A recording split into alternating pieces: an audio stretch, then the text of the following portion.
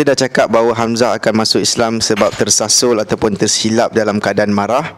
Dan kisah dia ni ada dalam kitab Al-Baihaqi, dalam kitab yang bernama Dalailun Nubuwah. Baik, at least lah bagi siapa yang nak check. Nombor 2, Omar akan kena, Omar pula akan dapat hidayah. Setahu kita Omar ini orang yang agak susah. Antaranya ialah Omar agak tegas, dan dia juga terlibat dalam bully orang Islam, torture.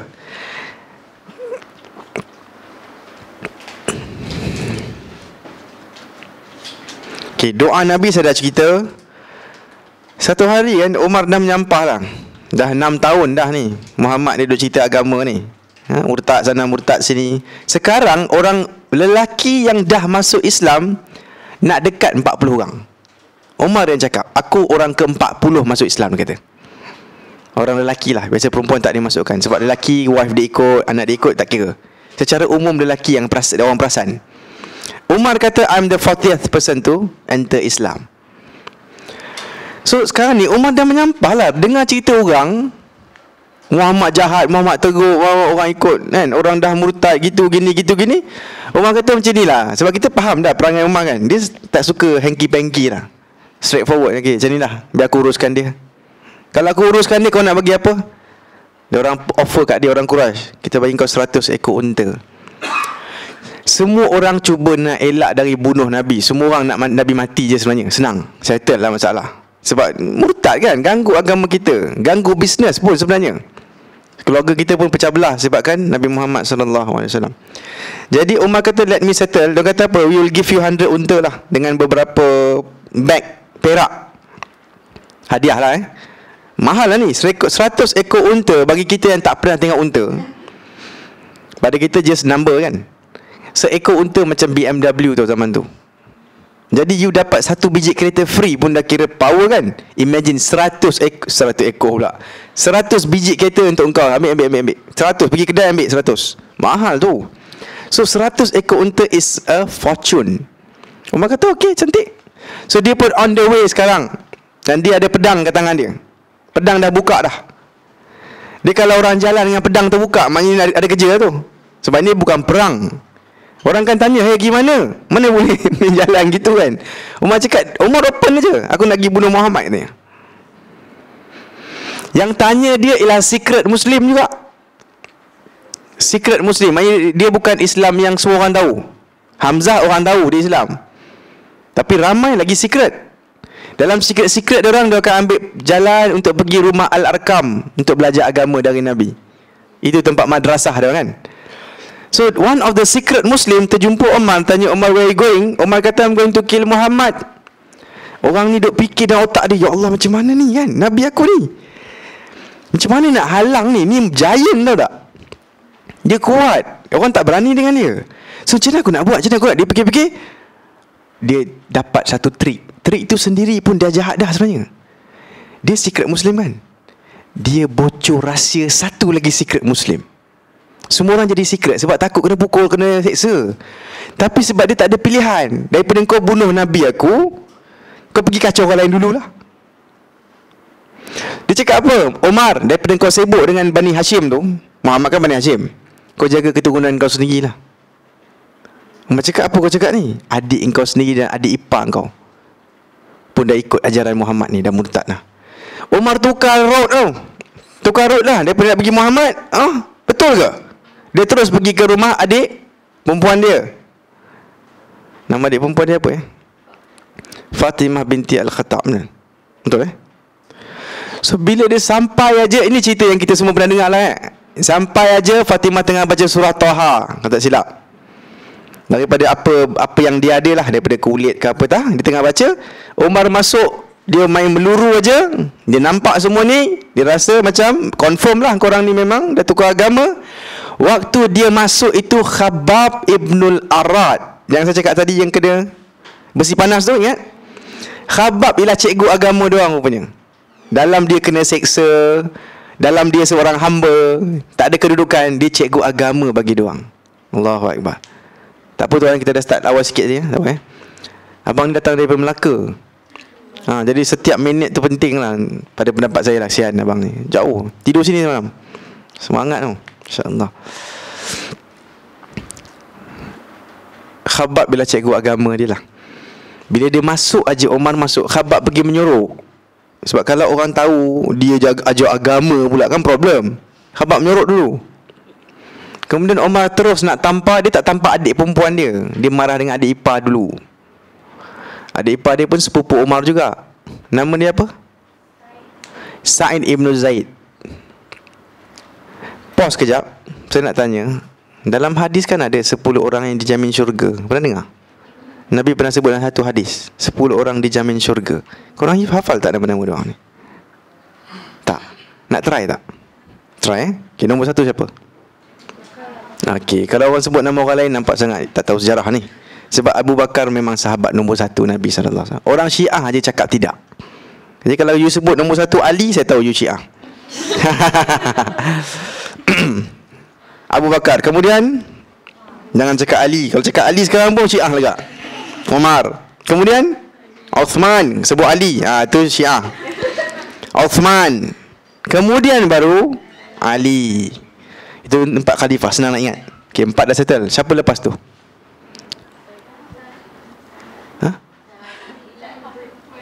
Zaid ibn Harisah? Bukan. Talha, good. Kemudian Talha ibn Ubaidillah, betul. Nombor 6. Kalau you sebut Talha, you kena sebut kawan baik dia. Dia geng Zubair ibn Awam. Ini geng, kawan rapat. You sebut Talha, you kena sebut Zubair. Senang. Talha dah, Zubair nombor 6. Okay, nanti lagi you sebut tadi Abdul Rahman. Okay, Abdul Rahman ibn Auf nombor 7. Lagi Sa'ad ibn Abi Waqqas nombor 8.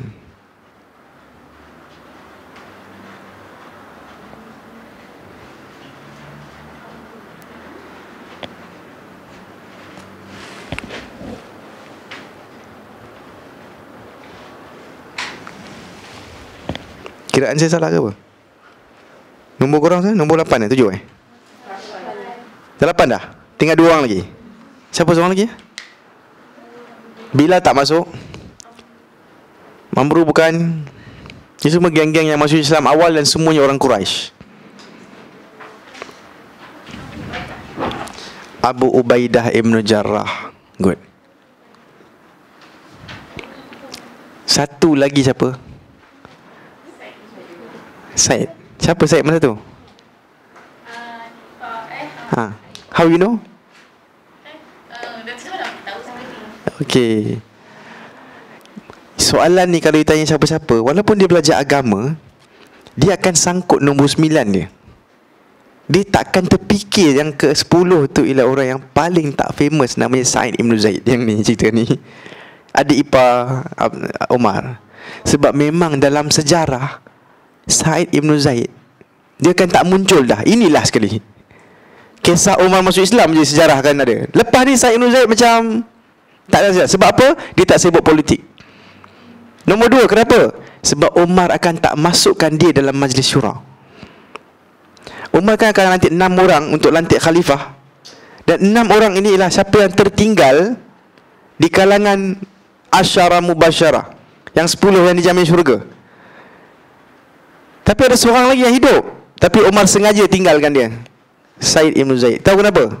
Umar tak nak family member dia sendiri yang masuk meeting. Nanti orang cakap kau pilih lantik kau punya geng kan. Dia tak suka ni semua. Dia bersihkan daripada awal. Bab ini yang Uthman tak ada. Umar ni dia suka bantaras awal-awal. Dia tak bagi Ibnu Umar jadi masuk dalam ahli syura, walaupun dia pandai agama. Ibnu Umar anak dia, Abdullah ibn Umar, dia tahu anak dia bagus, tapi tak masuk ni semua. Dia masukkan 6 orang yang tak bukan related dengan dia secara direct lah. Orang ni macam mana pun sepupu, 2 pupu, 3 pupu kan, semuanya Quraisy. So Sa'id ibn Zaid macam tenggelam je. Dia memang low profile lah. Itu just nak korang faham lah. Yang ada satu orang daripada 10 orang tu sangat diam, sangat tak campur politik lah. Sa'id ibn Zaid. Umar masuk, dia nak pukul Sa'id ibn Zaid. Tapi sebelum sempat sang tangan dia sampai, adik dia akan pergi tengah-tengah, dan dia pula, adik dia perempuan akan kena pukul. Bila dia kena tampar ke kena tumbuk, tampar mungkin, berdarah lah dia punya pipi ataupun bibir dia. Bila nampak adik dia sakit dalam keadaan berdarah macam tu, Umar punya hati jadi lembut, sebab dia bukan nak pukul adik dia. Jadi dia diam, dia duduk dalam keadaan marah tengah reda. Dia kata, tunjuk aku apa yang kau baca tadi. Dia dah reda lah ni. Adik dia kata, tak boleh, kau kena pergi mandi dulu ataupun bersihkan diri kau dulu lah. Sebab itu kan sebahagian dari Al-Quran kan. So dia akan pergi, dia buat apa tak, mungkin basuh tangan, wuduk gitu kan, secara umum lah. Dia akan datang balik. Bila dia baca, dia boleh baca. Nabi Muhammad kan ummi, Umar tidak. Bila Umar baca, dia kata okey je surah ni kan, faham tak? Selama ni dia tutup telinga, faham tak? Selama ni jauhkan diri. Bila dia ada masa relax, tengok, okey apa? Kebanyakan manusia macam tu. Dia sibuk, faham tak? Bila orang cakap, nak tak datang kuliah? Tak apa, aku tengah kerja ni. Nak tak? Tak apa, aku nak jaga anak ni. Nak tak? Tak apa. Baguslah kau, baguslah. Jalan, faham tak?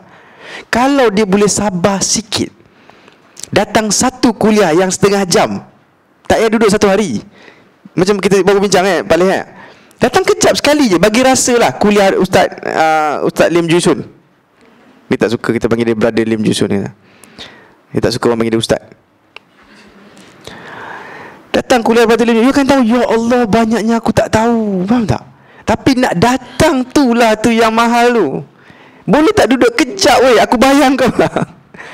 Bukan kau bayar aku bayar kau. Duduk 15 minit je, duduk kejap je. Kepentingan dakwah ke apa, dengar sekejap je. Dia akan ubah cara hidup you. Tapi dia datang tak dengan mudah. Not easy. Umar duduk lari selama ni 6 tahun dah. Lari sana, lari sini, lari sana. Hari ini Allah dah takdirkan untuk dia boleh rest. Depan mata dia tengok, okey je. Yang kita lawan ni lawan apa katanya? Dia pula tanya, selama ni kita orang lawan apa sebenarnya? Okey je surah ni, okey je ajaran korang. Umar kata apa? Tunjuk kat aku Muhammad boleh tak? Aku nak jumpa Muhammad sekarang. So diorang akan accompany dia pergi ke rumah Al-Arqam Ibnu Abi Al-Arqam. Bila dia ketuk pintu, pang, ada orang intai. Umar. Orang takut sebab dalam ni mungkin 20 orang secret Muslim. Dia tak nak orang tahu. Matilah Umar masuk ni, mati kita macam mana? Maknanya kita dah kantoi lah ni. Umar dah tahu. Umar punya ketuk bukan slow-slow kan. Takut semua orang. Dalam keadaan takut tu, Hamzah ada dalam rumah tu. Jangan lupa, Hamzah pun singa Allah kan. Dia tak akan cakap, Umar sorry Umar, jangan buat macam ni. Dia takkan gitu. Dia akan cakap, Umar apa kau ni kan? Kau ingat aku ni apa? Bukan lelaki, betul tak? Jadi Hamzah cakap, Umar datang dengan pedang, dia cakap. Dia kata apa? Let him come in. Dia ada masuk, buka pintu. Kalau niat dia nak kenakan kita ataupun nak bunuh kita, aku akan guna pedang dia untuk bunuh dia. Dan I will kill him lah. Tapi kalau niat dia baik datang sini, kita akan baik kepada dia. Itu Hamzah cakap. Mengikut satu riwayat, Nabi Muhammad bila dengar Umar datang, orang lain semua tengah menyorok ni, Nabi Muhammad akan pergi kat pintu rumah tu. Dia buka pintu, dia kata, yes Umar, ada apa? Apa cerita? Dan Nabi akan pegang baju dia. Dan Umar lebih tinggi dari Nabi. Nabi pegang baju dia, Nabi kata, engkau ada apa? Bukan senang Umar orang pegang baju macam ni. Kita dah faham kan siapa Umar kan? Al-Khattab radhiyallahu anhu. Dia kata, ada apa? Masa tu dia kata apa? Orang lain semua tengah menyorok tau.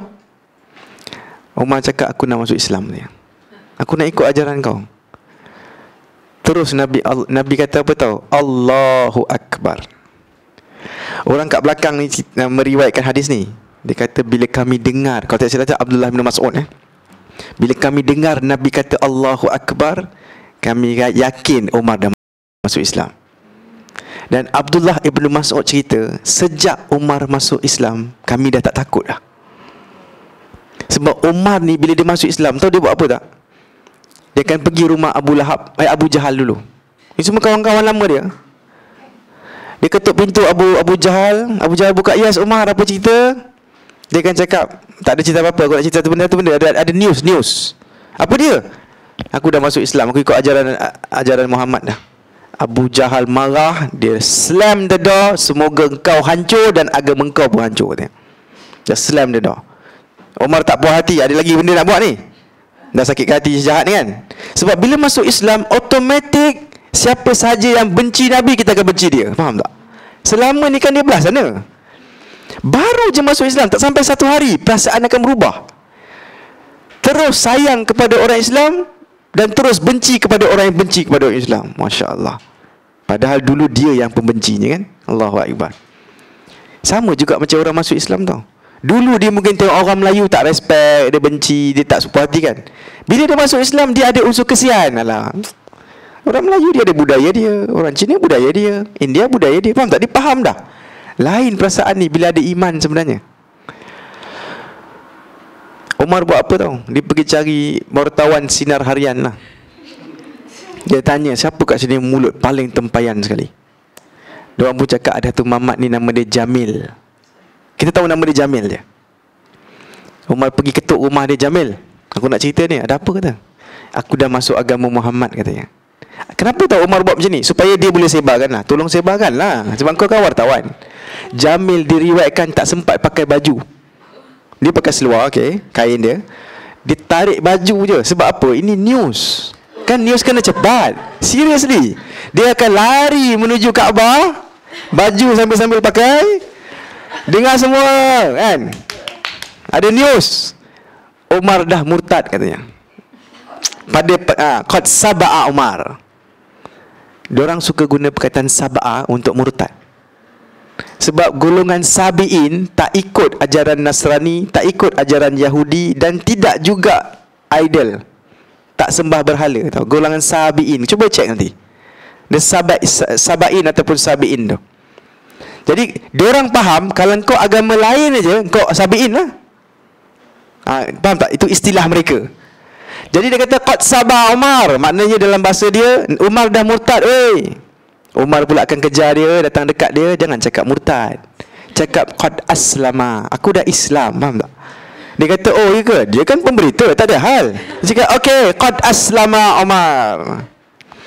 Once orang dah tahu, orang dulu datang dekat Umar, kau dah Islam, betul ke ni? Dia tolak-tolak Umar. Datang 2-3 orang, mula gaduh dengan Umar. Kemudian Umar cakap apa? Dia keluarkan pedang dia.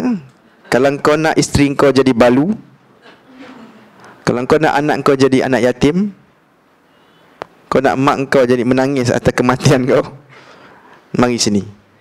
Dia akan start gaduh dengan semua orang sebenarnya. Dan dia, gangster tak hilang. Gangster tak hilang. Dia tetap berani, dia sama je.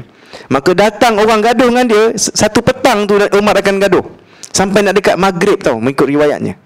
Nak dekat gelap. Jadi Umar duk lawan, siapa datang main sini? Orang datang. 2-3 orang akan gaduh dengan Umar. 2-3 orang datang, 2-3 orang datang. Tak penat dia. Memang dia habiskan semua. Dia tak bunuh. Ting tong, kau kalah kan? Balik dia orang balik. Mati aku kalau gaduh dengan Umar lama kan. Jadi gaduh. Akhirnya dia orang penat dengan Umar ni. Dan Umar ialah orangnya. Sejak dia masuk Islam, orang Islam boleh sembahyang jemaah depan Kaabah. Before that, dia orang akan sembahyang kat lereng bukit, menyorok-nyorok sembahyang sama-sama dengan Nabi. Walaupun sembahyang tak wajib masa tu, apa saja dia nak sembahyang, dia akan sembahyang dengan Nabi secara curi-curi. Tapi bila Umar masuk Islam, kami akan berani sembahyang depan Kaabah. Dan tahu tak bahawa Nabi mensifatkan Umar sebagai pintu apa? Pintu yang menghalang fitnah. Fitnah. When I say fitnah, maksudnya ujian yang besar untuk orang Islam lah. Perang Uhud, perang Badar tak dikira fitnah. Normal lah, itu kerja. Orang tak puas hati dengan kita kan? Orang tak puas hati dengan Islamnya kita, no problem. Tapi kalau adik you nak bunuh you, bapa nak bunuh anak, Islam nak bunuh Islam, that is fitnah. So Nabi pernah cakap, one day fitnah akan bergelojak macam big wave. Nabi cakap pasal apa tahu? Perang Jamal, Siffin, semua ni sebenarnya. Pembunuhan Osman, ini semua fitnah ni. Pembunuhan Ali. Tapi masa tu orang tak faham. Orang dengar je lah hadis ni. One day fitnah kan macam gelombang. Yang hafal hadis ni ialah Huzaifah ibnul Yaman. You just have to remember his name sebab dia ni famous dengan hadis-hadis tentang akhir zaman. Dia suka tanya benda-benda negatif dari Nabi. Orang lain tanya benda yang best, dia tanya benda tak best. Dia tanya, lepas kita hidup senang-senang ni ada susah tak Nabi? Nabi kata ada. Faham tak? Dia suka tanya. Orang lain tanya Nabi, kita akan menang sampai mana? Sampai Yaman, sampai Syria. Faham tak? Tapi dia ni akan tanya, lepas itu kita akan susah tak? Nabi akan jawab ya. You faham tak? Orang lain nak positif, dia akan tanya, lepas positif akan susah tak? Nabi kata yes. Macam itulah contohnya. Apa namanya? Huzaifah Ibn Yaman. So Huzaifah akan riwayatkan hadis ni. And one day Nabi dah mati dah ni, Nabi dah wafat. Nanti ingatkan saya. Saya kadang-kadang sebut Nabi mati. Mungkin ada siapa tak puas hati. You just remind me why I mention that lah. Nabi dah mati tu. Perkataan tu mungkin ada orang tak puas hati. Simpan dalam bank soalan. One day Nabi dah wafat. Mungkin zaman tu Abu Bakar, mungkin Umar, wallahualam. Umar akan jumpa si Huzaifah kan, sebab dia penyimpan rahsia Nabi macam-macam. Antara rahsia yang dia simpan tahu apa kan? Nama-nama orang munafik. Orang lain tak tahu benda ni rahsia. Munafik kan benda hati. Tapi Huzaifah ni, Nabi cakap kat dia spesifik sebab dia suka tanya, ada munafik ke lain kita? Siapa Nabi? So Nabi pernah bagi dia senarai beberapa orang yang Nabi tahu. Sampai Umar ni akan tengok, kalau ada orang meninggal, kalau Huzaifah tak pergi semayang jenazah, Umar tak pergi semayang jenazah. Maknanya dia munafik lah tu. So, Huzaifah walaupun dia mampu nak pergi, tapi dia diam-diam buat tak tahu, Umar akan ikut Huzaifah. Maknanya pada pendapat Umar, maknanya Huzaifah rasa dia ada problem lah tu, sebab orang lain tak tahu. Dan Nabi tak bagi Huzaifah main buat senarai tau. Ini senarai munafik tak boleh, nanti gaduh. Sebab yang munafik tu orang baik-baik pun nampak baik, semayang dengan kita, saf pertama, saf kedua, pun munafik. Jadi mana boleh main sebut je Nabi kata engkau dengan kau munafik. Kan kacau, gaduh nanti. Nanti kan cakap no, la ilaha illallah kan, kan gaduh. Family you gaduh dengan family saya nanti. So nak ceritanya, one day Umar akan jumpa Huzaifah. Dia kata, Huzaifah, cerita balik pasal hadis yang dulu kita belajar tu. Nabi pernah cakap apa? Fitnah akan datang macam gelombang. Oh, Huzaifah cakap yes. Dia akan masuk semua rumah. Macam itulah fitnah. Yang mana orang yang duduk lebih baik dari yang berdiri. Dan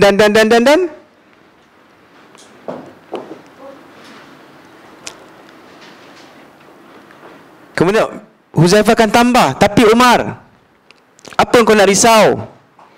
Sebab Nabi cakap, di antara fitnah itu dan Umar ada satu pintu. Umar akan tanya lagi. Pintu tu maknanya fitnah akan berlaku, tapi lepas Umar. Faham tak? Jadi Umar tak akan tengok fitnah tu. Selagi Umar ada, tak ada fitnah. Itu seolah-olah, itu perkataannya, itu slogan je. Umar ialah penghalang fitnah. Sebab perasan tak, dia sikit je dia selesaikan. Dia akan bersihkan siap-siap. Nampak problem dia, dah, jangan buat. Tapi Osman apa semua dia lembut sikit. Peribadilah ni. Dan takdir Allah. Maka Umar, jangan risau, kau takkan tengok benda tu. Sebab di antara engkau dan fitnah ada pintu. Umar tanya lagi, pintu tu nanti akan dibuka, maknanya start fitnah lah, ataupun pintu tu akan pecah. Huzaifah kata pintu akan pecah. Umar kata okeylah, terima kasih. Umar pergi. Dia ada simbolik kan, simbolism situ. Tak selesai lagi ni. Orang sebelah Huzaifah tanya, Huzaifah, yang pintu pecah, pintu ni apa? Dia kata pintu itulah Umar. Maksud pintu pecah, Nabi kata, maknanya Umar akan dibunuh. Kalau pintu buka, Umar akan mati natural. Pintu akan buka, tapi ni pintu pecah. Saya akan cakap, Umar kata apa? Kalau pintu tu pecah, maka fitnah tu tak akan berhenti, katanya. Itu pendapat dia. Kalau pintu tu pecah, fitnah tak akan berhenti, katanya. Memang betul lah. So bila Huzaifah cakap pintu itu sendirinya Umar sebenarnya, simboliknya pecah means dia akan dibunuh. Maknanya, and then sebelah ni tanya, tadi kan Umar tanya, Umar kan dah jalan, Umar tahu tak pintu tu dia? Huzaifah kata, wallah, dia lagi tahu daripada aku dengan kau, katanya. Dia nak dengar sekali lagi dari kawan dia sebenarnya. Umar tanya nak confirmkan sekali lagi. Betul tak yang aku ingat dulu? Sebab mungkin 5-6 tahun dulu Nabi cakap, mungkin 10 tahun dulu. So Umar nak dengar sekali lagi. Huzaifah, kau ada dengan aku kan masa Nabi cakap? Cerita balik apa yang kita dengar. Aku nak check lah ni. So dia kata Umar tahu sangat. Pintu tu dia. Maksudnya Umar dah tahu one day dia akan mati kena bunuh. Sebab itu bila dia dah kena bunuh, dia tak terkejut kenapa orang bunuh aku. Tapi dia akan tanya siapa bunuh aku. Dia sebab apa? Bila dia dengar yang bunuh kau Abu Lu'lu'ah Al-Majusi, tahu dia cakap apa? Alhamdulillah. Why? Sebab dia khalifah. Dia khalifah untuk siapa? Amirul Mukminin kan? Kalau dia khalifah untuk orang Islam, kalau orang Islam yang bunuh dia, dia akan sedih. Sebab dia yang jaga semua. Dia patut korang semua okey lah ni. Kenapa sampai kau nak bunuh khalifah? Tapi kalau bunuh aku ni orang luar, tak apa. I will die, I know. Tapi kalau yang bunuh tu Majusi, cakap Alhamdulillah, no problem. Itulah Umar Al-Khattab. Dan betul tak? Sejak kematian dia tu, semua khalifah akan kena bunuh. Ada pancung. Akan sampai satu zaman, tahu Husain, cucu Nabi, kena pancung tu tak? Dekat Karbala. Sebab tu dah jadi Syiah tu. Sebab marahnya dia orang pasal Husain kena bunuh kat Karbala tu. Tahu tak kepalanya akan dibawa kepada pemerintah masa tu? Gubernur dekat Kufah namanya Ubaidillah. Tahu tak bahawa kepalanya akan bawa atas talam tau? No. Bila dibawa, tahu tak khalifah itu Ubaidillah tu, iaitu sebenarnya dia cucu Abu Sufyan lah. Ubaidillah ibnu Ziyad ibnu Abi Sufyan. Ubaidillah ini sepupu Yazid. Dan Yazid ialah pemerintah lah, tengah duduk kat Syria masa tu, Damaskus. Tahu tak dia akan guna kayu Ubaidillah ni, dia akan cucuk ni, dia akan gitu-gitu, faham tak? Main-main dengan muka Husain, cucu Nabi. Akan ada seorang sahabat Nabi yang dah tua masa tu. Ada mengikut riwayat bukan Anas bin Malik, Zaid ibnu Al-Arqam. Dia akan cakap, stop, jangan buat macam tu, katanya. Dia marah sebab dia dah tua. Dia nampak kau buat macam ni dekat depan orang ni. Tahu tak dia buat apa? Dia cucuk-cucuk, dia tengok giginya, dia kata, cantik gigi kau. Jahat ni, ni cucu Nabi. Cantik gigi kau, handsome kau ni sebenarnya. Dia kata, wallah, kata stop buat macam tu. Wallah, yang kau duduk ni, bibir yang kau cucuk-cucuk, cungkil-cungkil tu, wallah aku nampak Nabi pernah cium waktu dia baby dulu. Kan dia sahabat Nabi dah tua. Dia pernah tengok dia tu muda kan. Dia tu masa dia muda, Nabi pernah cium-cium dia kat sini. Dan wallah, muka yang kau cucuk-cucuk tu, muka dia sebiji macam Nabi Muhammad sallallahu alaihi wasallam. Yang tukang cucuk tu tak tahu, tak pernah jumpa Nabi pun. Dia bukan sahabat. Sebab saya kata generasi seterusnya jahat, betul tak? Secara umum, generasi seterusnya rosakkan Islam. Geng sahabat kita boleh bincang sebenarnya, tapi geng seterusnya problem. Cucuk muka. Kemudian wallah, dia kata, kalau aku ada masa korang bunuh Husain, aku akan lawan bagi pihak Husain, katanya. Sahabat Nabi yang dah tua ni katalah. Tapi you nampak tak punya teruknya nanti? Dan you tahu tak, setahun lepas tu, 3 tahun lepas tu, kerajaan Syria yang sebenarnya Bani Umayyah tu, 10 ke 12 ribu orang akan turun dari Syria. Boleh bayang tak Syria kat atas? Turun sampai ke Madinah. Mereka buat apa? Hancurkan Madinah. Kerana Madinah tak nak berbai'ah kepada Syria punya pemerintah. Masa tu Yazid, orang tak puas hati. Tahu tak dia apa? Bunuh 10,000 orang, termasuk sahabat-sahabat Nabi. Abu Sa'id Al-Khudri akan lari, kena kejar dengan orang nak bunuh ni. Dia terselamat sebab nanti dia pusing, orang tanya kau siapa? Aku sahabat Nabi Abu Sa'id Al-Khudri. Tukang nak bunuh dia tak jadi. Sebab ni askar biasa daripada Syria, betul tak? Dia bukan sahabat. Dia kata, oh sahabat ya? Tak apalah, duduklah sana, aku sambung bunuh orang lain. Kerana dia sahabat, dia terlepas tau. Jabir ibnu Abdullah masa tu dah umur 80 gitu, dia akan lari masuk gua. Lari, takut tengok dia orang bunuh orang. Dia orang memang bunuh cincang aja, mampus orang korang semua. Sebab kau tak nak bai'ah kepada Yazid. Ini peristiwa Harrah namanya, 63 Hijrah berlaku di hujung-hujung tahun tu. Dan kalau you nak tahu, 1000 perempuan Muslim akan dirogol. Siapa yang buat? Orang Islam. Tak cukup dengan tu, habis semua ya. Sekarang pun Islam lah yang paling kuat benci kepada orang Islam. Kemarahan kita banyak pada orang kita juga. Fitnah lah tu. So you know what, kita semua kena ingat satu hadis. Nabi kata, bila fitnah dah mula, orang duduk lebih baik dari berdiri. Yang berdiri lebih baik dia berjalan, yang berjalan lebih baik dia berlari. That means calm down. You tak faham tau apa tengah berlaku, tak faham, duduk dulu. Tak faham kan, diam. Tutup mulut, tak apa. Tapi kita kena nahi mungkar. Yelah, kau sure ke mungkar ni mungkar? Yang baik pun macam buat mungkar, yang buruk pun buat macam mungkar. You faham tak? You confused, itulah fitnah. Orang baik macam kadang-kadang teruk sangat pula dia punya ijtihad dia. Akhirnya kita buat apa? Tutup mulut, diam dulu. Masalah orang kita ialah lagi dia tak sure, lagi dia cakap. Lagi tak pasti, lagi dia buat persoalan. Adakah dia Z dash ini masih Muslim?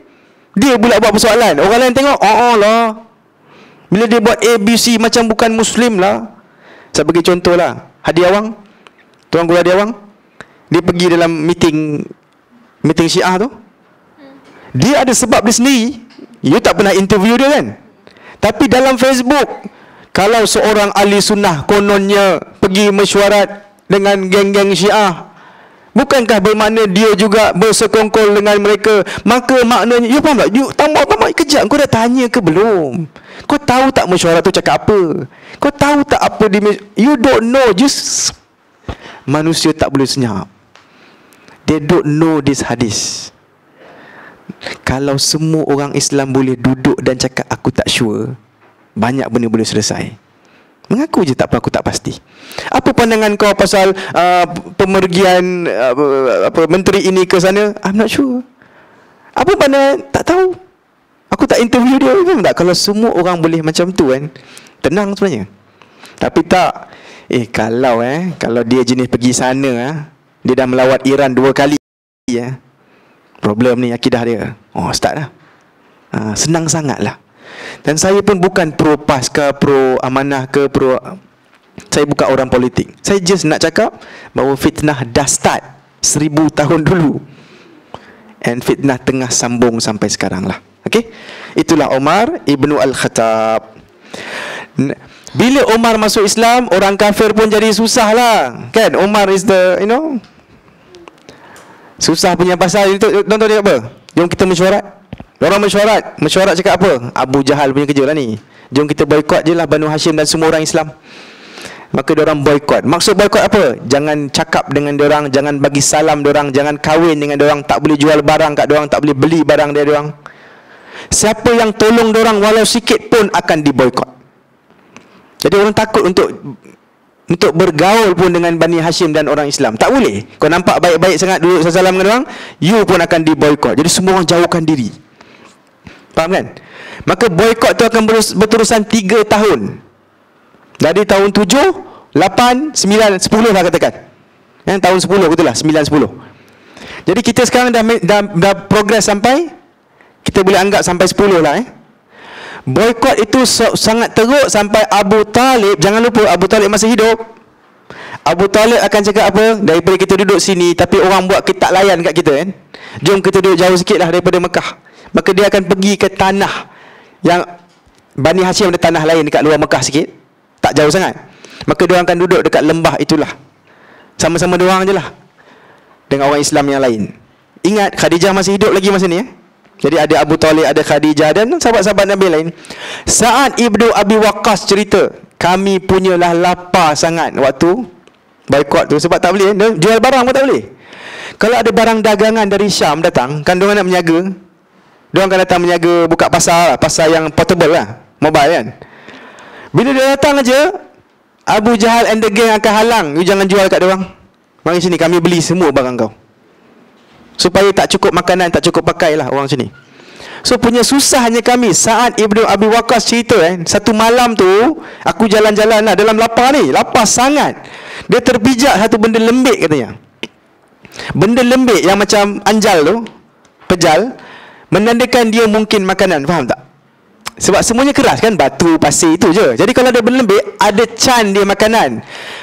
Sa'ad Ibnu Abi Waqqas kata apa? Aku ambil benda lembik tu, aku terus masuk dalam mulut aku kunyah dan aku telan. Dan sampai sekarang aku tak tahu apa yang aku makan. Lapar sangat. Lantak lah. Bila mungkin cek, mungkin dia najis, you faham tak? Mungkin apa, tak nak tahu. Lapar ni. Masuk je dalam mulut. Dia tak tengok pun. Dia kata sampai sekarang aku tak tahu apa aku makan. Lapar sangat. Dan satu riwayat lagi Sa'ad cakap, Sa'ad bin Waqqas, kami terjumpalah sekeping kulit yang tertinggal. Kan orang sembelih-sembelih apa semua, mungkin terpotong satu kulit, maka satu piece of kulit ada atas tanah. Dia orang jumpa satu keping kulit unta. Tahu dia buat apa? Dia orang rendam dalam air, dan dia orang share ramai-ramai minum air tu sikit-sikit dengan harapan ada nutrition sikit. Dia orang ada air tapi tak ada nutrition, tak ada karbohidrat, tak ada protein langsung, tak ada makanan. So dia orang minum air tu sikit-sikit dengan harapan dapatlah sikit something, rasalah sikit macam makan. Tapi dalam susah-susah dia orang ni ada satu orang kafir. Seorang kafir namanya Mut'im ibnu Adi. Kita semua kena tahu nama dia sebab dia ni dalam sejarah Nabi kan, dialah orang yang diberi gelaran Tun lah, senang cerita. Kira Nabi bagi dia gelaran Tun. Tun ni macam Datuk lah, lebih tinggi dari Datuk, lebih tinggi dari Tan Sri. Tun, macam Tun Mahathir. Gelaran oleh negara. Nabi Muhammad akan bagi dia Tun lepas dia mati nanti. Saya akan cerita nantilah. Seolah-olah gelaran pangkat besar lah. Tapi dia kafir tau. Hidup kafir, mati pun kafir. Nak ceritanya, Mut'im ibnu Adi dalam susah-susah ni, dia faham Muhammad kesian. Kenapa kena boykot? Kena boykot hanya kerana Muhammad kata La ilaha illallah. Mut'im tak puas hati. Dia bukan Islam, tapi dia orang yang humanitarian. Dia kemanusiaan. Dia kata hanya sebab you cakap La ilaha illallah, you nak bunuh orang tu. Baby-baby dia orang tengah nangis, tak cukup susu, betul tak?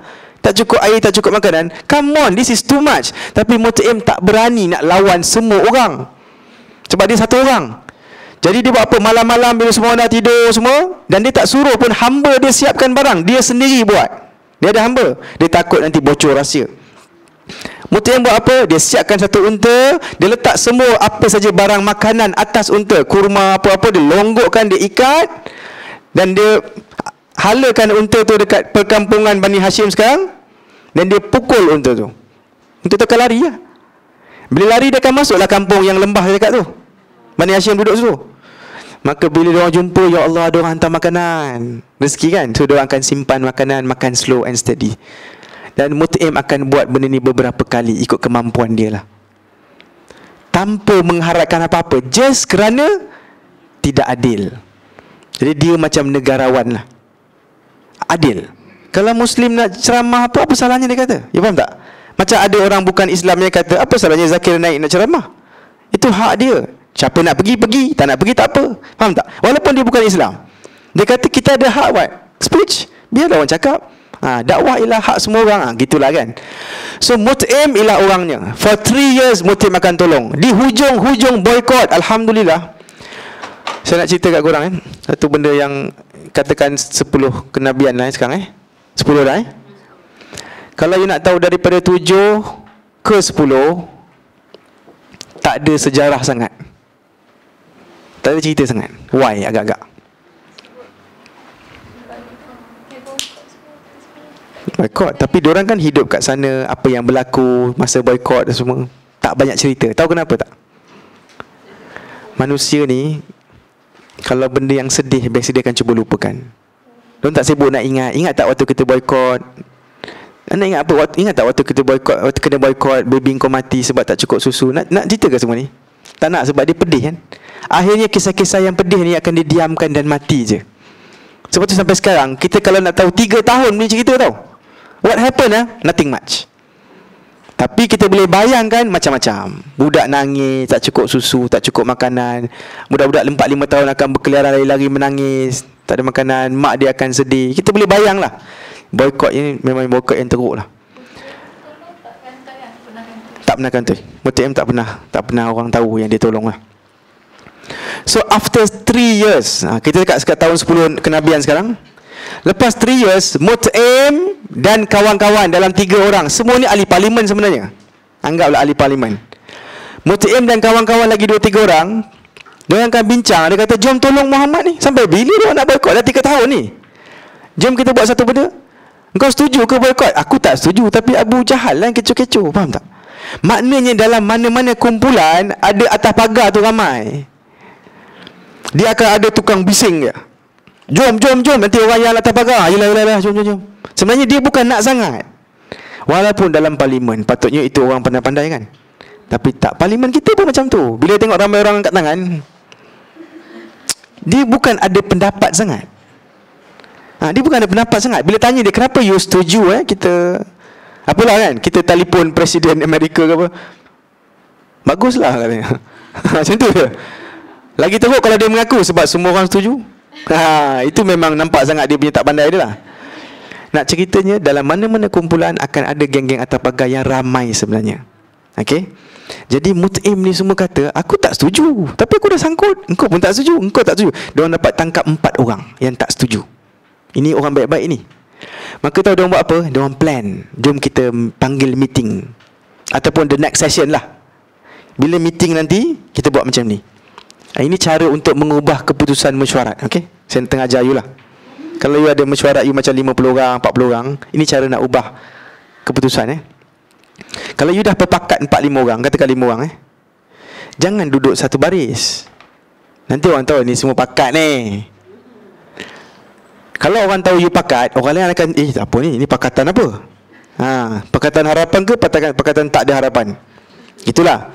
Jadi senang, you know tak? Satu plan dekat sana, satu orang plan dekat sana, tanam satu sana, tanam satu sini, tanam sini, tanam ini. Jadi 5 orang terabur di kalangan orang-orang atas pagar.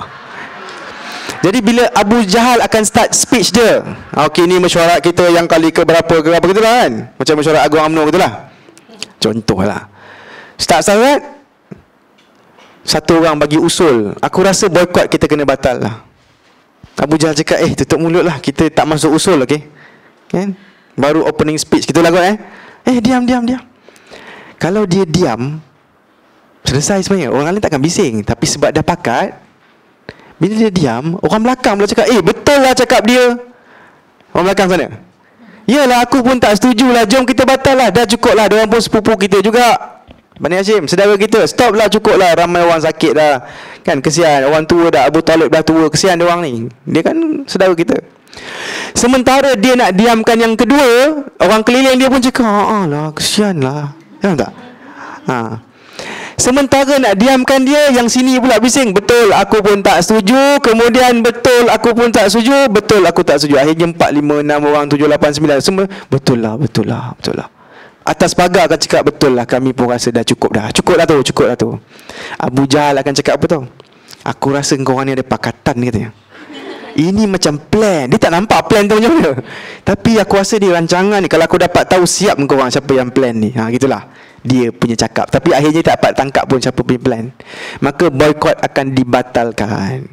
Kalau kita belajar kat sekolah dulu, dia kata boykot batal sebab surat perjanjian dimakan anak-anak, betul? Itu satu lagi riwayat. Okey, so ada 3 cerita lah pasal macam mana boykot batal. Satunya yang saya cerita pasal Mut'im ni. Nombor 2 ialah dimakan anak-anak lah. Lagi satu ialah Mekah akan kena bencana, maknanya dia akan kemarau teruk, panas sangat, sampai ada kalangan dia orang cakap apa, mungkin ini balasan kot dari Allah sebab kita buat saudara kita macam tu. Akhirnya dia orang batalkan boykot. Itulah 3 teori ataupun cerita macam mana boykot itu batal. Kita semua pernah dengar pasal boykot kan? Pernah Semua okey? Semua okey? Nak break ke apa? Baru je start. Macam mana? Kalaupun diorang ada duit, diorang tak boleh beli barang. Sebab barang dagangan datang, diorang akan halang. So duit dah tak bermakna dah. Kena boykot. Okay.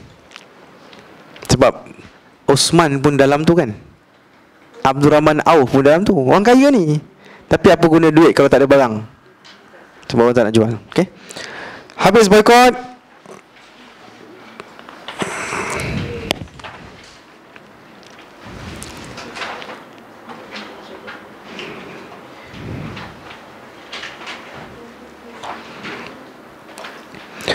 kita kat tahun 10 sekarang. Okay.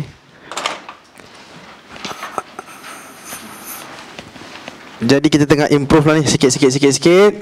Ni tahun 1 Nabi, 2, 3, 4, 5, 6, 7, 8, 9, 10, 11, 12, 13. Kita kat tahun 10 sekarang. Boykot batal. Problem dengan boykot selama 3 tahun ni ialah orang tua-tua akan jadi sakit, kurang makan, kurang nutrition. Maka riwayatnya ialah Abu Talib akan mati sebab ni. First kali akan mati sebenarnya Khadijah. tak silap saya. So, tak apalah, yang penting tahun yang sama lah.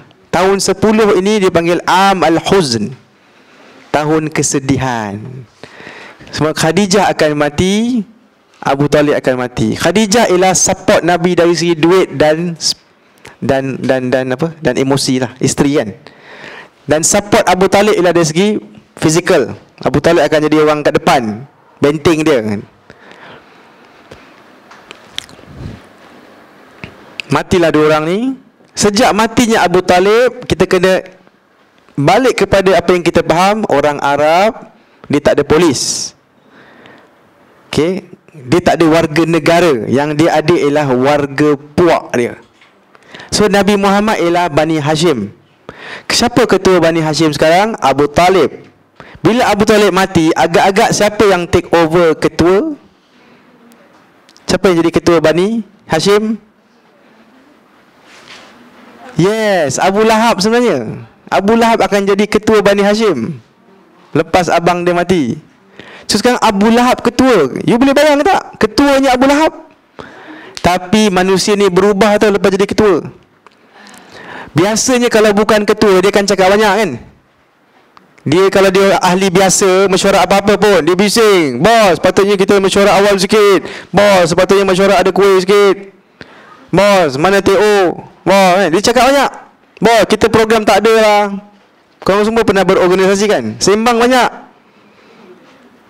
AJK masjid pun macam tu. Kita tak cukup kuliah, kita masjid tak cukup ni, tandas tak cukup bersih. Macam-macam komplain. Dia orang biasa. AJK kebersihan akan malu.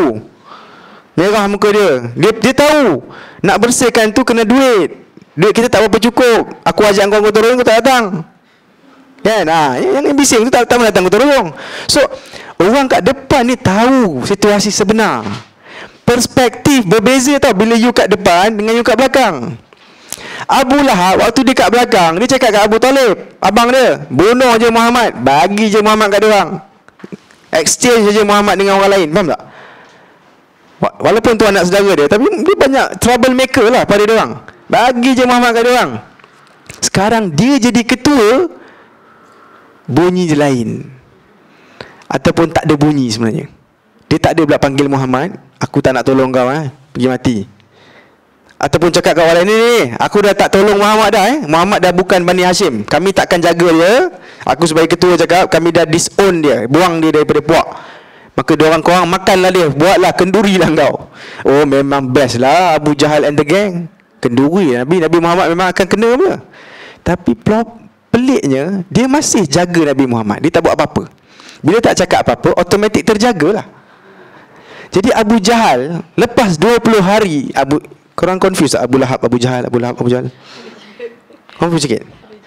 Abu Lahab, pakcik Nabi. Lahab, menyala-nyala, handsome, keturunan Nabi. Pergi gitu je. Abu Lahab jumpalah dengan Abu Jahal, datang jumpa Abu Lahab. Dia kata, yang kau tolong dia tu kenapa? Lepaskanlah kau punya protection. Dia cakap macam mana pun dia anak saudara aku kan. Dan dia nampak macam okey je, biarlah kan. Nanti apa kata orang pula aku tak jaga anak saudara aku. Nampak tak dia punya perspektif berbeza? Bunyi dia lain. Macam tu lah bila orang bising-bising dalam mesyuarat, suruh jadi ketua. Lantik jadi AJK kebersihan. Tenganga dia, Allah, banyaknya kerja.